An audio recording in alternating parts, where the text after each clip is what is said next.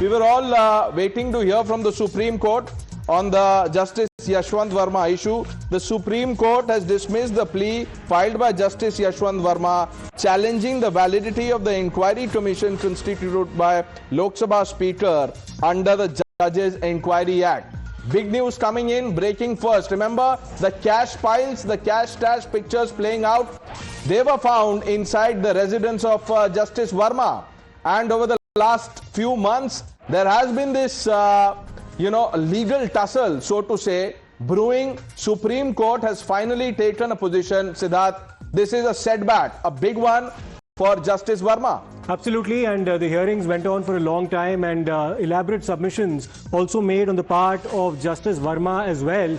But the panel that has in fact been constituted to look into his impeachment as well, all that has now been upheld by the Supreme Court, and therefore the constitutional procedure about that has already basically been put into motion will now continue. So this is basically a big that's right, Bhavtosh, endorsement of the panel that was actually constituted by the Lok Sabha Speaker, Mr. Om Birla. Amita, Bhavtosh Singh, senior news editor, now joining us. Bhavtosh, you've tracked the case in detail. Here's the Supreme Court saying that nothing doing. What is happening is procedural.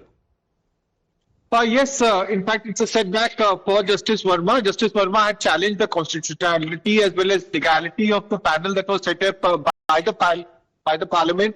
In fact, he has said that there were two motions that were introduced last year, one by the Rajya Sabha and another one by the Lok Sabha. While the Lok Sabha motion was rejected, the one that was moved in Lok Sabha was accepted. And he said that the legality is in fact should be rejected on the grounds that on the same way the two motions where now the Supreme Court has said that there is nothing illegal in this. It has upheld the impeachment that has been moved, and it has said that impeachment motion should continue against him. Now, what will happen next is that the panel will in fact examine everyone, and Justice Verma will have to depose in this before this panel. Now, Mukul Rohatgi has said that when in the submission that he had made, Mukul Rohatgi has said that because two motions were moved on the same day, the Rajya Sabha motion was rejected, but the Lok Sabha motion was accepted. Under the Judges Act, this is completely illegal, and he has said that on these grounds, Justice Verma's impeachment motion should be rejected. Now, the detail order is that has been cleared. Siddharth has a question. Legal editor Harish Nair also joining the broadcast. So, yes, Siddharth. Bhavtosh, this is barely a procedural issue where an objection had been raised by Justice Yashwant Varma that the Speaker, Mr. Om Birla, decided to unilaterally accept a motion seeking Justice Verma's impeachment, even though the Rajya Sabha had rejected that particular motion. So that was the bone of contention as far as this entire case is concerned, something that Justice Verma tried to point out to the Supreme Court. That argument has been dismissed by the court. Bhavtosh. Yes, it's a procedural matter, and that's what the Supreme Court has also said. We don't have the detailed order, but what the Supreme Court has said is that if he had to challenge it, he had to challenge the Lok Sabha Speaker's order, but not the Rajya Sabha. Hold that thought. Let's hear from Harish Nair. Harish, you've tracked this in detail too. What do you make of what has happened? Yes, Pranesh, big development as far as the Yashwant Varma cash at home scandal is concerned. The Supreme Court has dismissed the plea filed by Justice Yashwant Varma challenging the validity of the inquiry commission constituted by the Lok Sabha Speaker under the Section 3 of the Judges Inquiry Act. And let me take the viewers through the background of the case. Remember, citing arbitrariness and violation of rules, Justice Verma, through senior advocate Mukul Rohatgi, had contended that the three-member panel was formed by Lok Sabha Speaker Om Birla in a unilateral way, without consulting Rajya Sabha's chairperson Jagdeep Dhankar, as a notice of impeachment was pending in both houses at that time. Verma contended that the committee should have been constituted jointly by Speaker of Lok Sabha and the Chairman of Rajya Sabha as required by Section 3 of the Judges Inquiry Act. While Om Birla has received a motion signed by 146 MPs, Rajya Sabha Chairman Jagdeep Dhankar has received a motion signed by more than 50 MPs. Also remind our viewers, Harish, just stay with us. Let's quickly remind our viewers, Amita, what Justice Verma had told the House panel. He said, look, I wasn't there. He's also denied the recovery of cash. Siddharth, if I'm Yes, this is Correct on exactly that? what he had said, because Bhavtosh, now when we talk about the three-member panel there, the legality as far as that was being challenged itself has now been rejected by the Supreme Court. So how are we looking at the proceedings here to continue as far as his inquiry is concerned? Well, as far as we know, Justice Verma has assured the parliamentary panel that he will come and depose before them. So the impeachment motion will continue against him. It's now nearly a year since that cash or the illegal stash of cash that has been recovered, the bond notes have been recovered. So the panel has, within its past, it will now record the statement of Justice Verma.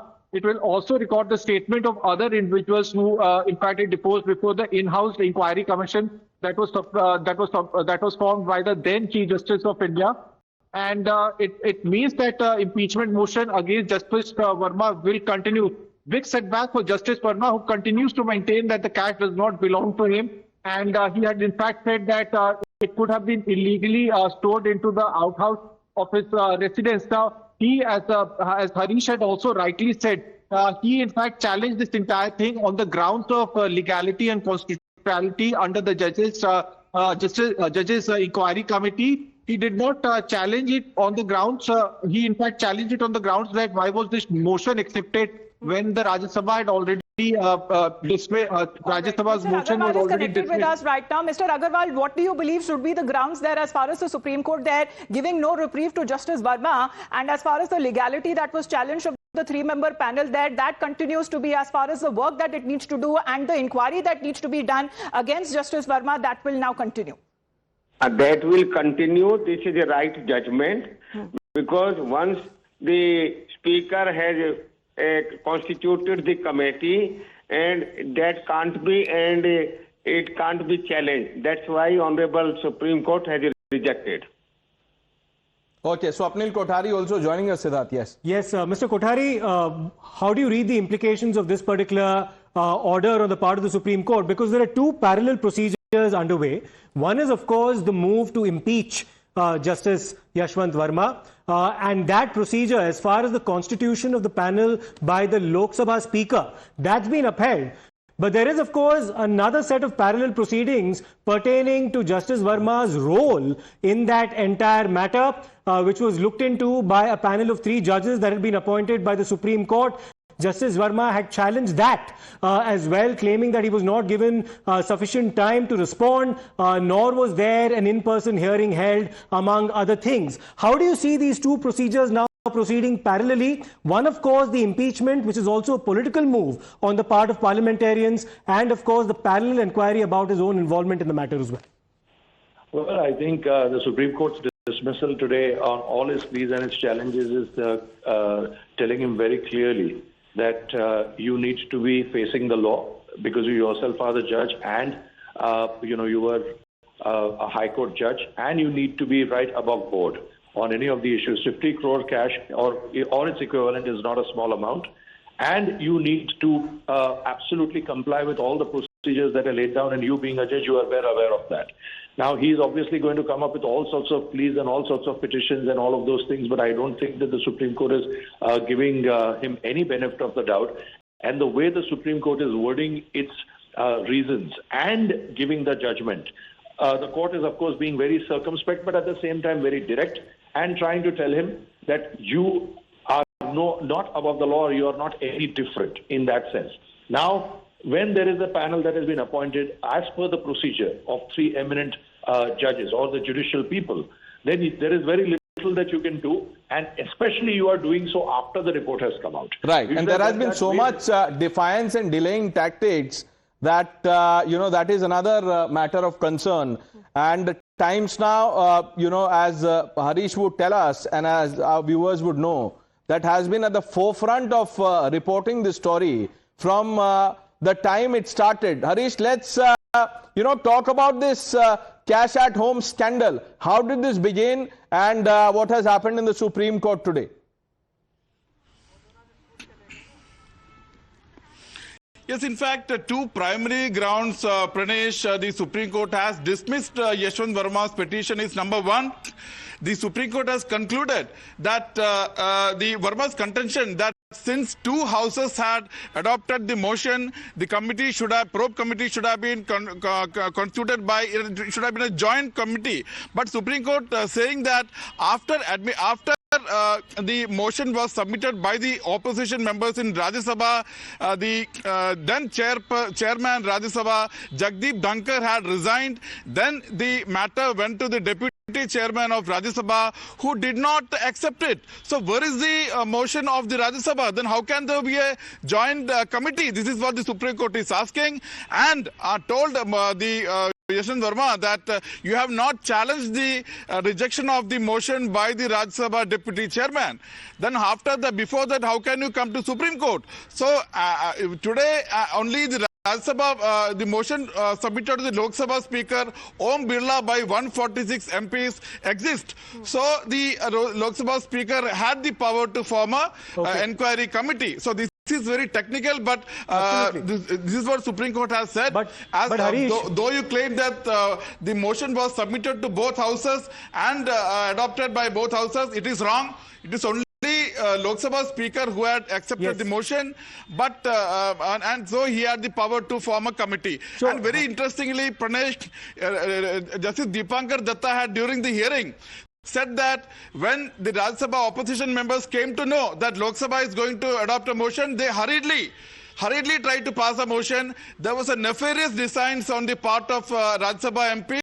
They wanted to scuttle the motion being submitted by Lok Sabha. Yes. And there was also a claim made, Harish, that one Rajya Sabha member may have actually signed twice in a hurry. That was one of the claims also that was made in the Supreme Court. But Harish, just to summarize, this is actually a double and a twin setback for Justice Varma, because Justice Varma in August 2025, soon after the cash scandal actually broke, he actually challenged the constitutionality of the three-member team that was formed by the Supreme Court as well.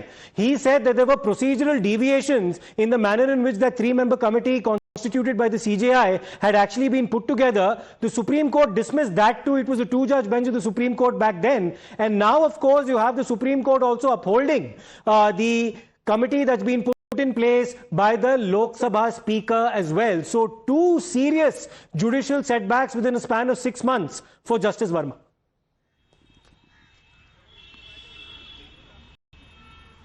Yes, that's right, Siddharth. In fact, very well put. Yes, the Yashwant Varma in the first round had challenged the in-house procedure initiated by the then Chief Justice Sanjeev Khanna, you should remember, and had said that he was not given a proper hearing before the Chief Justice Sanjeev Khanna had forwarded the report to the Parliament and Prime Minister and the President, giving the green signal for impeachment, and had also said that, and also remember recently, Siddharth, on 12th, let me put out for the viewers, according to sources, Yashwant Varma has denied, he had actually appeared on January 12th before the panel after the Supreme Court had refused to stay the proceedings of the panel. On the designated day, January 12th, Yashwant Varma had appeared before, in fact, submitted a report responding to all the charges on January 12th. And according to sources, Verma had said that he does not have any information about any money. Today, and according to sources, as far as his appearance is concerned of Justice Verma, will that now continue? Will he have to now come and before the panel itself, as far as to the impeachment process, what happens in that?